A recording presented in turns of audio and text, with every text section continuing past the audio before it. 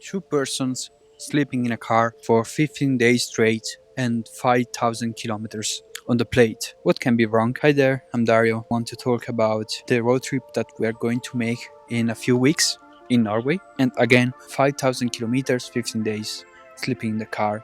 So why this video? Last year I did this trip alone, sleeping in the car for 10 days straight, and some things went wrong.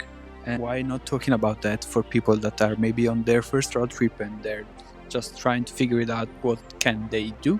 And of course this time we're two, so this changes everything because our car is not a SUV, it's not a pickup or stuff, it's just a regular sedan, it's a Model 3, and we have to manage the space. So we can't bring just the whole house with us, we have to manage everything at the millimeters and care about every centimeters of space that we have in the car.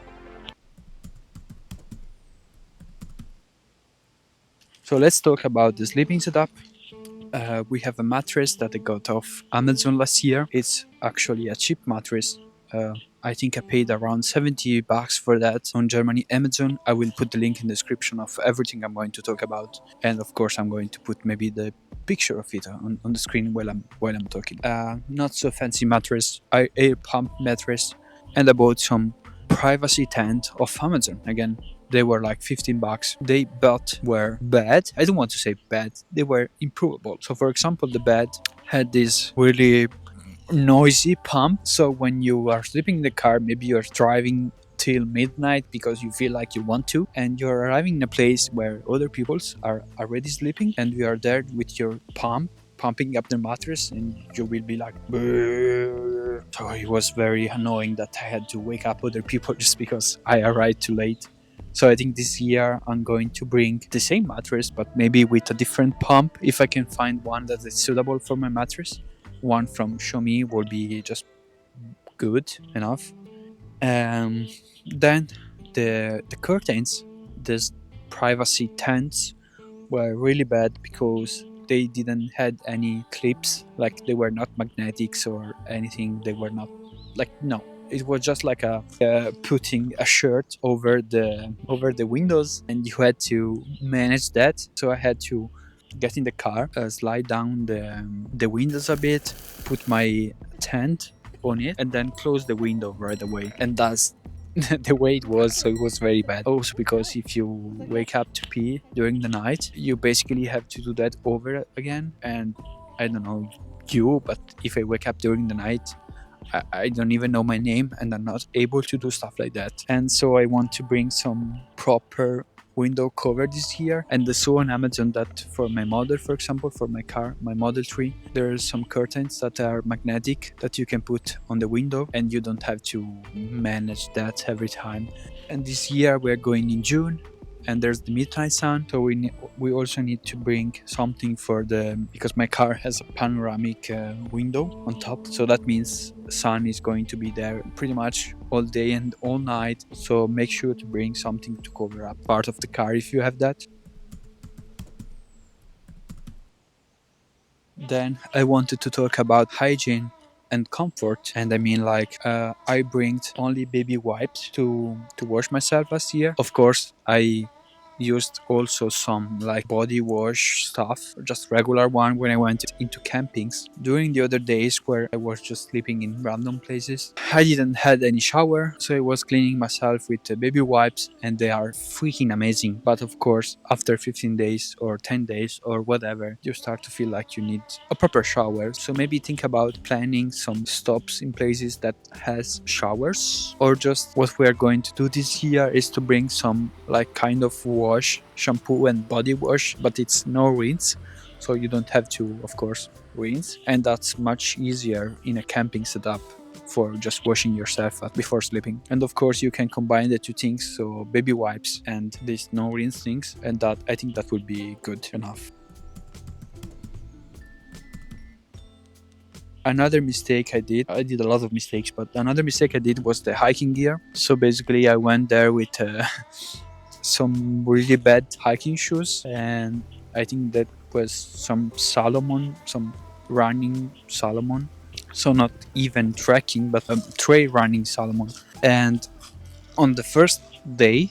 Now, maybe on the second day, I did a trekking to Kiera Bolton. If you're looking for trekkings, look at that because it's amazing. Even if it was painful because of my shoes, the trekking was amazing. I will do that again. So I didn't bring some proper shoes, and I would advise everyone to think about that and spend that extra 50 bucks on some good hiking shoes. It's not needed that you spend 200 euros on a Salomon pair. I think you can find much cheaper brands. For example, this year I'm bringing some Quechua from Decathlon, and I've read a lot of reviews online and they're good. I tried them, they're good, surely better than my other Salomon place.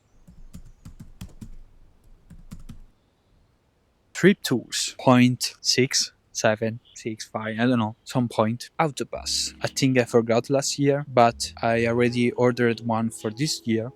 And this is basically a device that you put in your car, and that will allow you to have some discounts on ferries and tools. Because if you didn't know, you have to take a lot of ferries and you have to pay some tools in Norway, because not every place of Norway is connected via just roads, but in some case you have to use ferries. And this thing is actually pretty cheap. I think it's 200 NOK, so 15 euros. And with that you can I think save up some money. And that's also good because that means when you get into ferry, when you get into tool spot, the device tool automatically catch that you are in a place that you have to pay. You don't have to do anything and you will receive the invoice at the end of the month. Another thing I wanted to talk about is Park for Night, and I want to kiss the people that made this app because it's freaking amazing. So this app is basically, I don't know, it's like a trip advisor for restaurants. It's for camping spaces. So not really camping spaces, it's for places where you can stop with your car for free and also paid if you want to. So for example, this place could be a place where you can sleep with a car. So let's say there's a park in here and you can go on the app and see the place, see the reviews of other people's, and most important, you can see if the place has a bathroom, if the place has a shower, if the shower is free, how much the shower costs.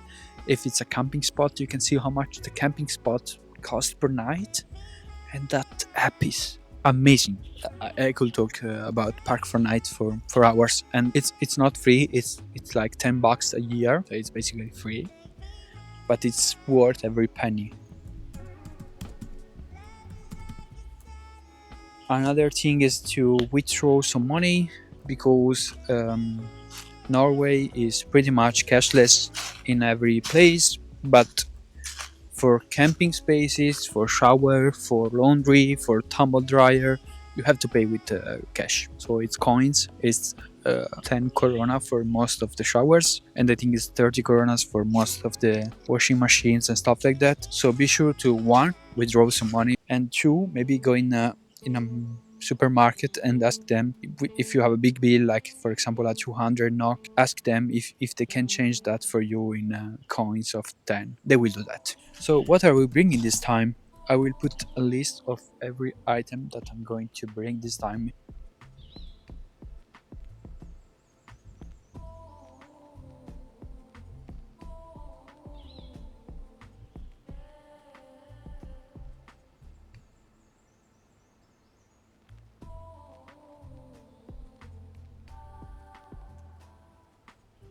Pretty much the same thing as last year, but maybe in a better shape. So like better mattress, privacy tent. Another thing that I didn't bring last year, which is really stupid now that I think about, is like a small folding table. So like if I had to cook and there was no tables, I had to do that on the ground. Folding table, we just bought one for like 10 euros.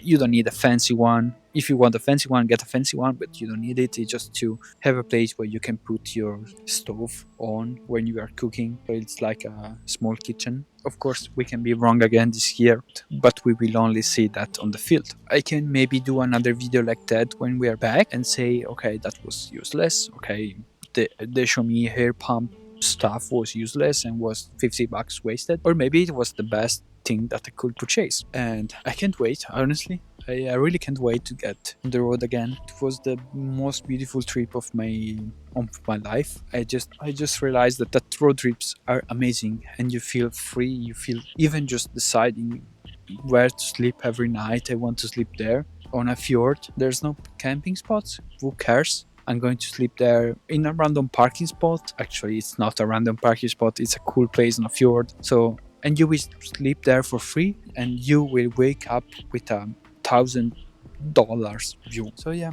thank you for having spent the time with me. Cheers.